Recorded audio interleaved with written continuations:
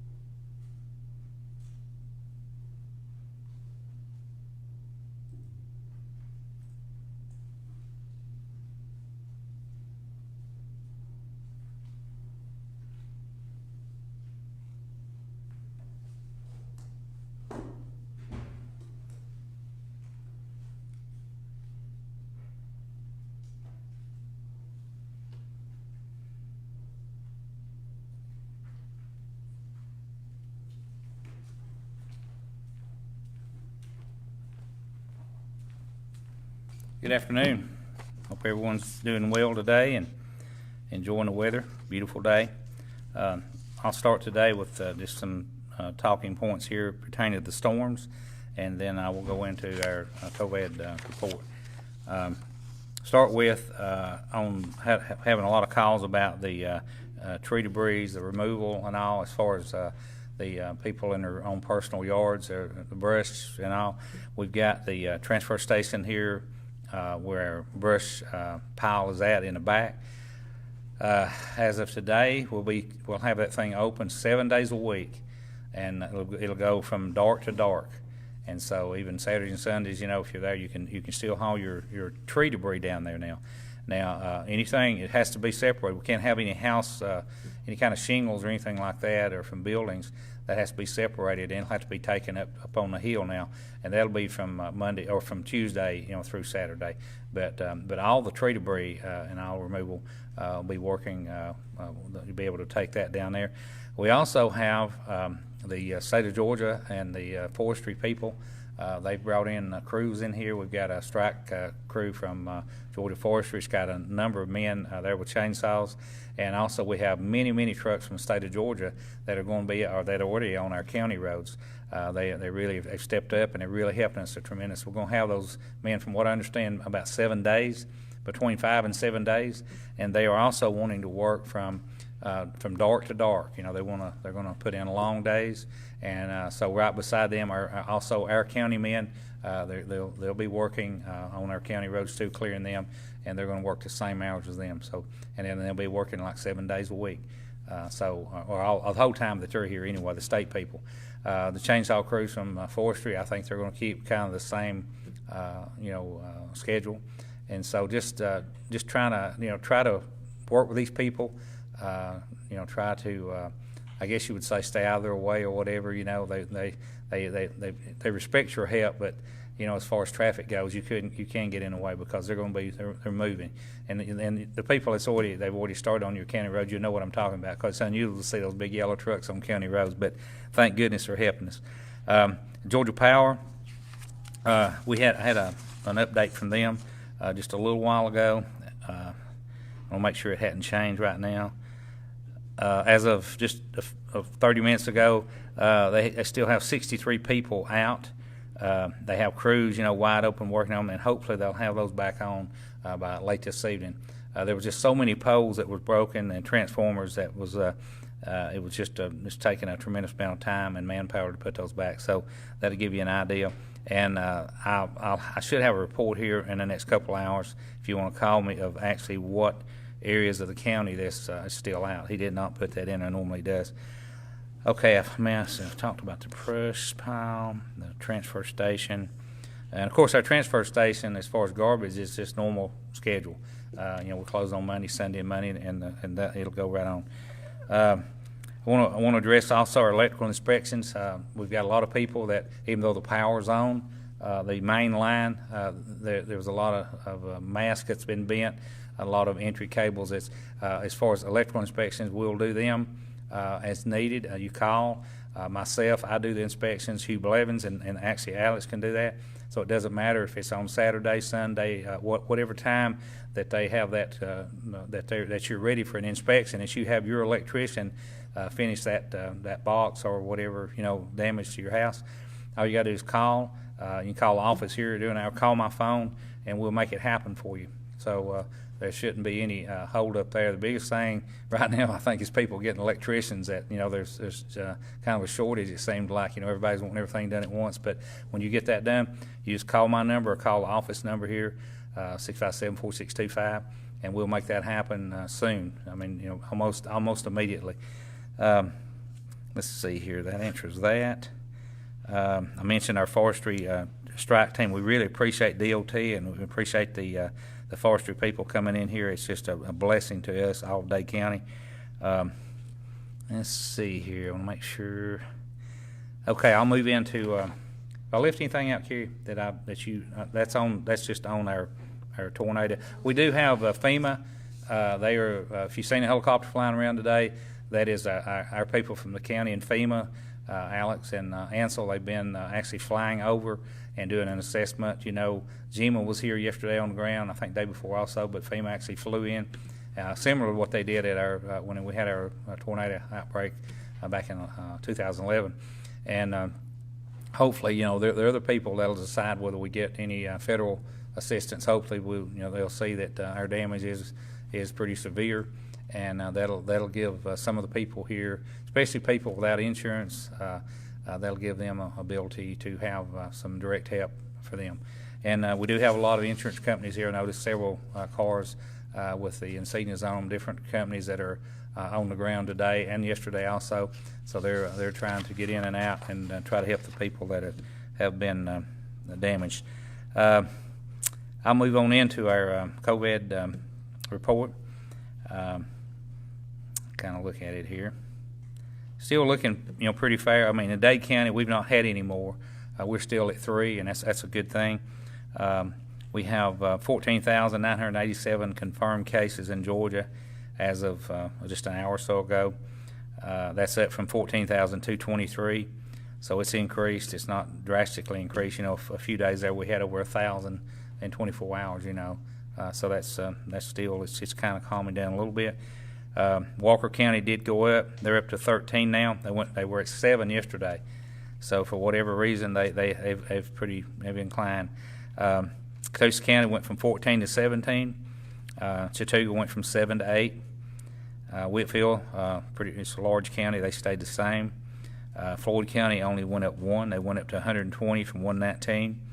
Gordon County went from 44 to 46. Bartow County went from 225 to 235. We still have 263 in unknown counties, so that number's dropped since this time last week. It's dropped a lot. We were over 1,000 then, so it's down to 263. So that shows they're really working, finding out who these people, what their address is, and where they're at. Statewide, we've had 552 deaths. That's up from 501 yesterday. And moving into Tennessee, some of our local counties, Hamilton County, they went from 109 to 110. Marion County stayed the same. That's good. Grundy County, they were at 22 yesterday. For some reason, they went down 1. So they were actually at 23 yesterday and went down to 22. So evidently there was a mistake there on the line, the county line. Sequatchie County, they're still the same at 3. Midge County staying the same. They're at 3. Bradley, they went from 32 to 33. Total statewide deaths in Tennessee is 124. That's up from 109 yesterday. Moving to our local Alabama counties, Jackson County, they moved from 27 to 30, and DeKalb went up 1 to 29. They were 28. So, all in all, I mean, it's still inclining, going up, but I still have a good feeling. At least we're not tremendously going up every day like we were. So hopefully, I said something about a light being at the end of the tunnel. Maybe there's a little dimness and a dim light anyway out there that we can see. And this curve, maybe we're getting up to where we can actually go around that curve and start heading back downhill. Let me make sure that I've got everything here. I know it's a lot to get to you. Any questions, as always, for me or for the county, you can call us cell phone, 423-667-8999. It's on the line. I say that every day, and I mean it. People know that's called me. I do answer my phone, and I will get you answers. I do want to mention, too, pertaining to the park out at Cloud Canyon, the sheriff, I'm sure he'll touch on that, too. We were in a lengthy meeting this morning with Robin, the sheriff, myself, and Robert Goff.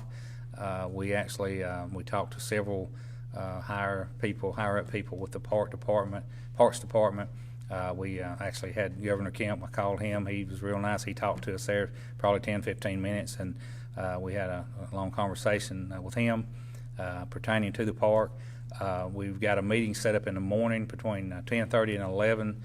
We're going to be meeting out at the park, and there's some of the higher officials, in the park system coming in to meet with us. Joe Yeager, he's over all the state parks, but we have some people that are going to show us the actual kind of a strategy that they've got for this weekend to work with us on keeping the traffic, down, and actually the things that we can do by law as far as actually deterring some of that. As all of you are worried about that, about the disease being transferred, from one state to the other or from Metro into us. Believe me, that's what we're talking about today. And we found out there's some things we can do, but a lot of things we can't do by law. Especially since the governor we're under his actually emergency order. And but like I told you yesterday, and we've said we were going to do everything within our power, within the law, to actually protect the people of Dade County. You can bet on that. And so I'll give you a bit interesting update tomorrow, I'm sure, at 3 o'clock after we have this meeting. But I'm going to move on, and we've got some other people, of course, that want to talk to us. Sheriff, you want to come on up? Okay.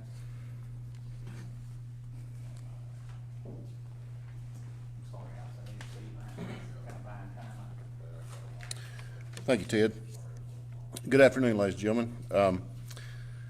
I've been out the past few days, ever since Sunday night. I left my house when the tornadoes went through, and I noticed Ted on the side of the road cut a big old tree down right below our house, and got out and helped, and we worked on that thing quite a while and got soaking wet, and stayed out all that night, and we're back the next day, trying to help citizens. But one of the things I'm grateful to see is all the help that the community has had.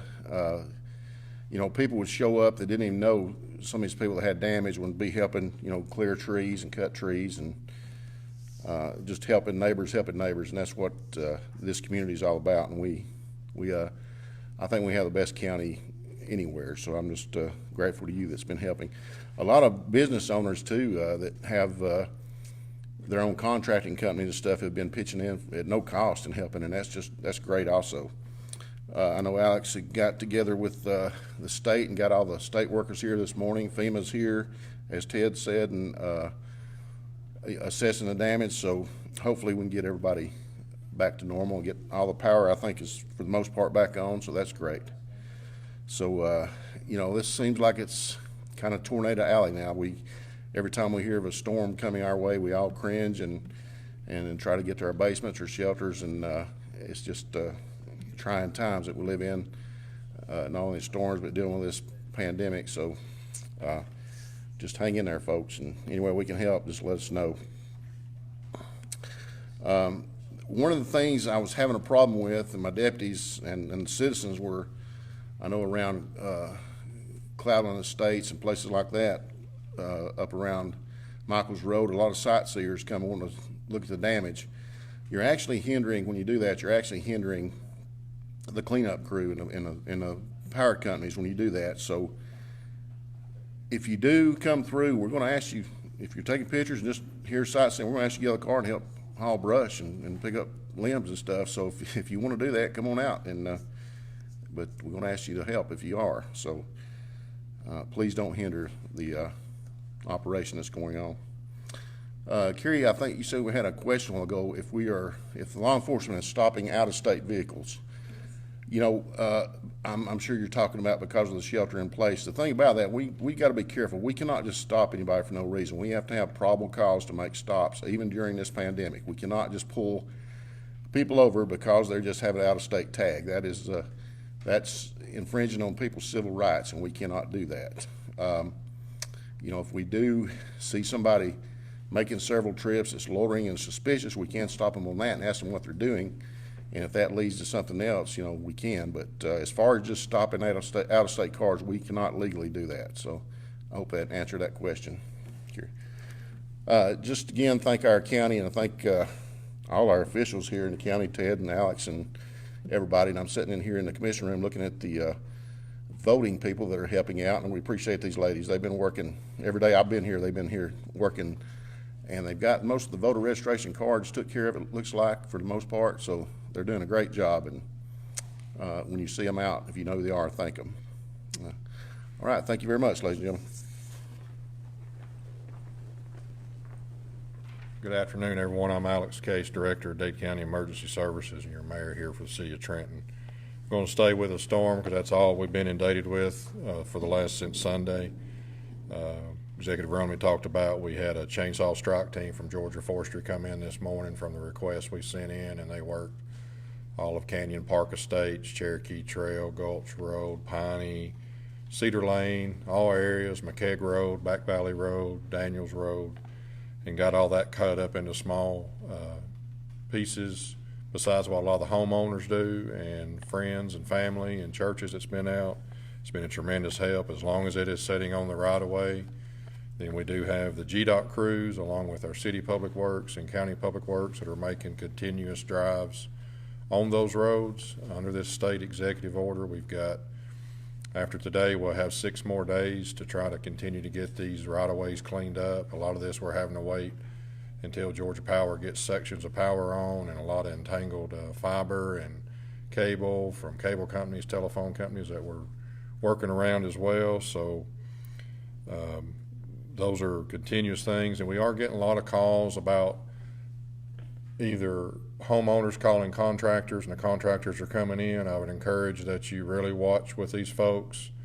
And one of the questions that's come up on 4 or 5 things, and we're going to try to get this answered quickly, is if the contractor comes in, are they going to cut all your trees and push them to the edge of the road and then get it picked up? And that's one of the things that 10 years ago or 9 years ago, we had contracts to do that, and we were approved through FEMA. Right now, the city and county is not getting any, or not, we're not, the whole state of Georgia is not going to be approved for the assistance of the debris removal. So all that right now is on our general fund budget and the assistance that we're getting for the next 6 days from GDOT. So that's something we got to make a decision on.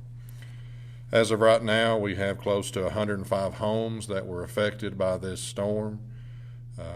Executive Rumley talked about FEMA. We worked late last night. I want to thank the folks that stayed here with me, Carrie, Ansel Smith, Daniel Jones, and myself. We put in over 105 different stuff into forms that we had to have to FEMA last night, and they showed up today, and Ansel flew with them over the site looking at these.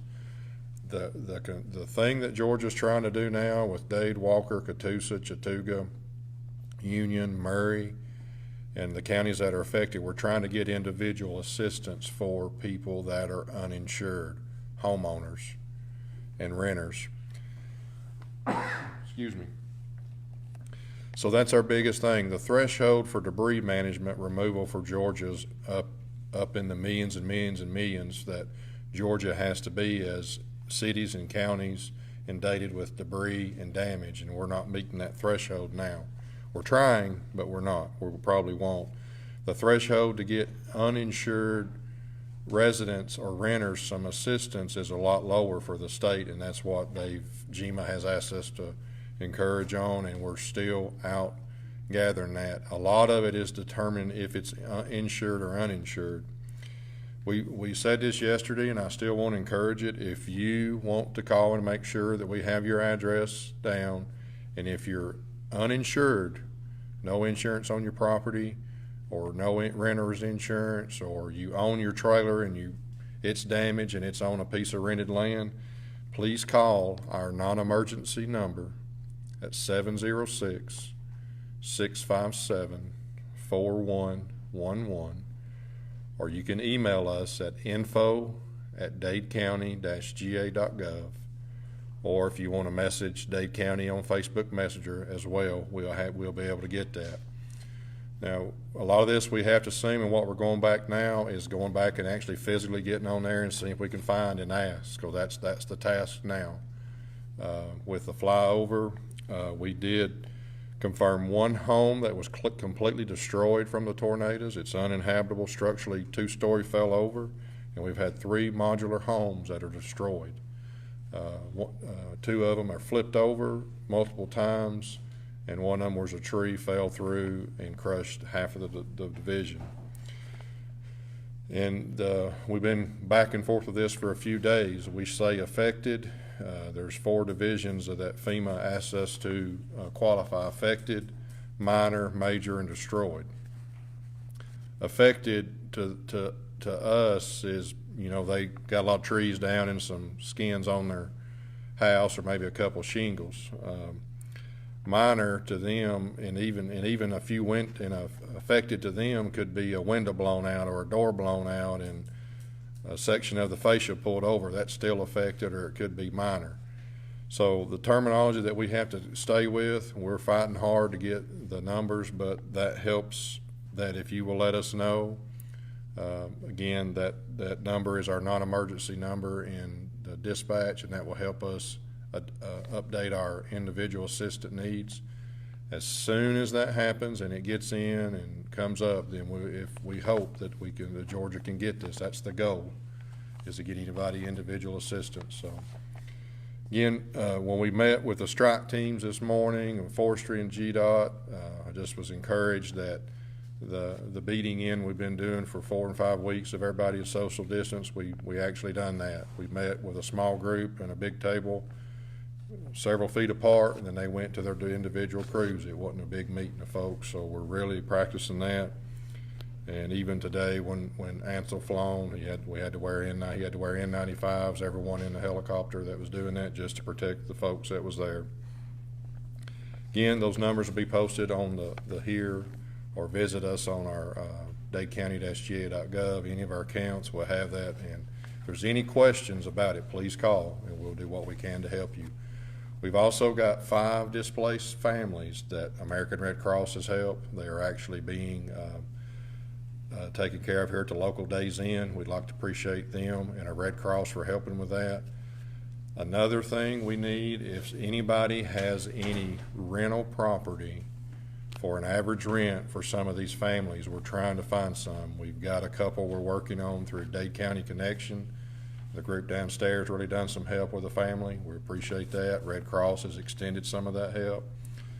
Please give us a call or send us that info. Again, these are a average and or Social Security income type grandparents and folks, it's a few that's disabled, that was uninsured, and we need some average type rent available. If you got any, please let us know, we could pass that on. And I believe we have some questions. We have one question today, and that is it okay for people to pick up wood off the side of the road to use it as firewood? I would work with the homeowners. I mean, if they're in the right-of-way, they need to not be careful or try to get on the property of the homeowner. If they're willing to give them to them for firewood, that would be fine, but you need to get permission from that private landowner and do that, but not off the right of way. That's too dangerous right now. All right. You got anybody else, Kerry? No, sir. Okay, it's a good report, Alex.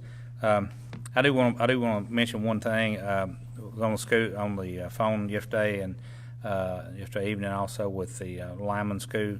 A lot of people's asked questions about if the boys are coming back, when they're coming back, and if so, under what circumstances and all. Well, I told you last week, Alex, we'd met with them, talked to them. They've got a plan, kind of a strategy plan. It really looks good. One of the big things is they ordered actually 300 test kits that'll be in. Of course, they're paying for this themselves. Every man and lady that'll be in this next group, which will be in May sometime. I'm not sure on the exact date, but they will have a certification. They'll have a test, either positive or negative. Of course, the positive ones will not be allowed in, but they will have a negative proof that they do not have this or that they are not carriers. And when they are here, of course, they're going through a 14-day. Just like you would if you actually were around a person or if you were expected to have it, you'll be quarantined 14 days. They'll go through a 14-day quarantine. They will have these tests behind them as far as being negative, and they will be. They've got a whole strategy as far as the freedom of the boys actually going out into the public and back. And they've actually have talked to or are going to talk. I think we talked to the local sheriff's department, Ray, and them about hiring off-duty police officers to actually on campus there to make sure that this group of boys, anyway, will actually it'll be a lot different for them, and you won't see as much of them out in the public themselves. So there's a lot. They're putting a lot of thought, putting a lot of money in this, to actually make sure that not only the people of Dade County are protected, but the boys are protected, and also the people that are teaching these boys. And the reason that they're they're different than other like technical or our college system of Georgia is they are under the federal guidelines. They are an essential service to the United States as far as they not only teach boys electrical line working like we've got out here right now working for us, but they also telecommunications.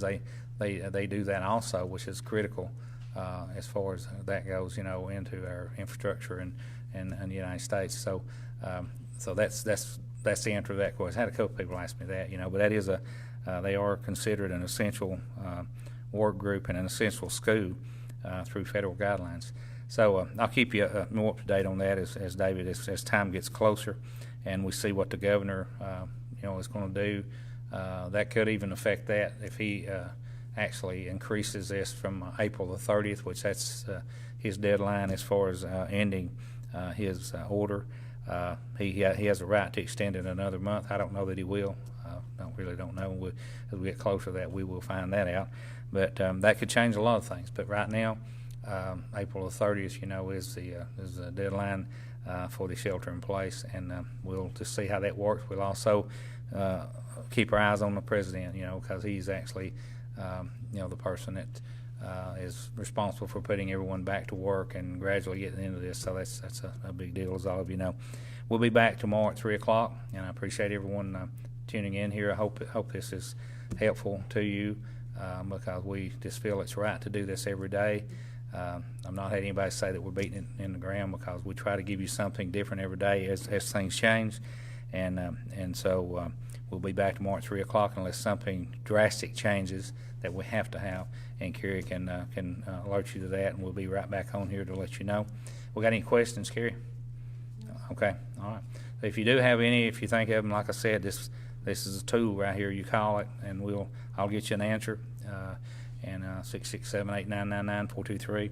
I appreciate everyone working with us, and we'll talk to you tomorrow at 3 o'clock.